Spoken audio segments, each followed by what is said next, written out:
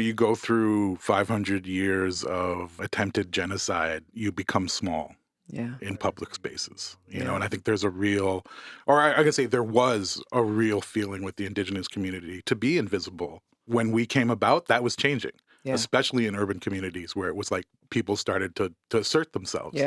And we saw that at our shows where, you know, the Native people who were coming out would take over the dance floor, especially when it got to be around midnight and we played those 1 or 2 remixes we had already of powwow music. I got you. They would claim that space. But part of what made this whole thing go as far as it was is that we had unintentionally almost created this safe space for Indigenous people. Everybody from an underrepresented or marginalized community who felt they needed that space also showed up.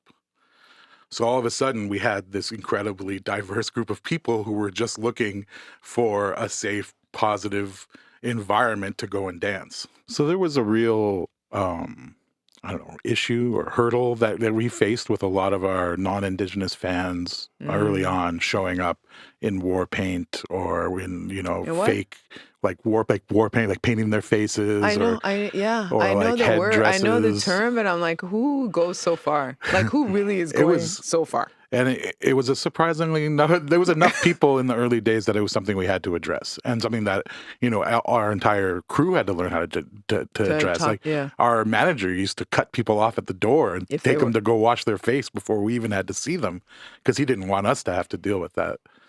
You know, so it became something that we had to address and started having to talk about. And whenever we did address it or confront somebody and discuss it with them, there was one particular time, and it was over in Europe, and a guy had come and said, "Oh, I wanted to show up wearing a war bonnet, but then I heard you guys talking about it and figured it was a bad idea." So, but then we had a conversation with that guy. We've had the same conversation with another number of people, and it always comes down to, well, I wanted to be a part of what you do. So right away, we got an artist to create a seal that looked kind of like any other nation seal. That was the Great Seal of the Halluci Nation that we still use as our symbol now. And we made that into a patch because we wanted to give that to our fans to say, you can be a part of this. You don't have to put on some stereotypical thing. No, this is made for you. This is not an appropriation. We're making this for everybody who wants to be part of the Halluci Nation. This thing we talk about in the group that usually, you know, when things come up around reconciliation, and we try to explain our position on reconciliation, and this relates directly to that, where it's a couple steps ahead of where we're at right now in Canada, and that we haven't even found the common ground to start to build that table to talk about something like reconciliation at yet.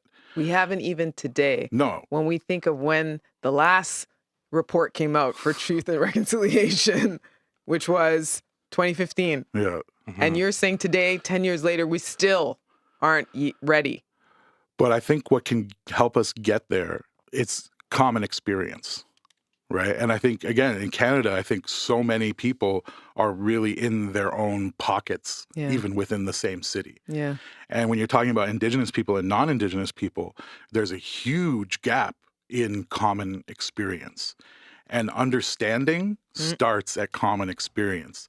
So if we can get people from all backgrounds coming to a show where Native DJs are playing, powwow music with dance music in a contemporary setting, we're creating new experiences and new understanding for a generation of people to come up who have now grown up having those experiences. Exactly. And it goes on both sides, where it's also we have people from our communities who are growing up knowing that there are people who know something about them. Yeah. You know? And they don't have to keep explaining themselves. Exactly.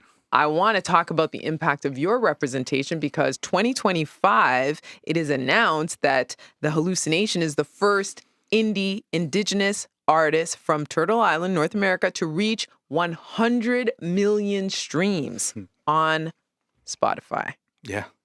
What does that signal to you? We don't know. It's like, it was like, because me and Bear work so hard and we're just kind of like head down most part. Yeah. We don't really pay attention or keep track. Yeah, because like, you know, what we do it for is for different reasons. Yeah. It's amazing that people have like gravitated towards the music, and we always said that this music, you can use it to, to as a vehicle for whatever it is that you're battling or what you need. And even when we go to do shows and when we come, say like to Montreal, like there's a group of people that just really need us to come by and to play a show and provide a safe space and to do what we do.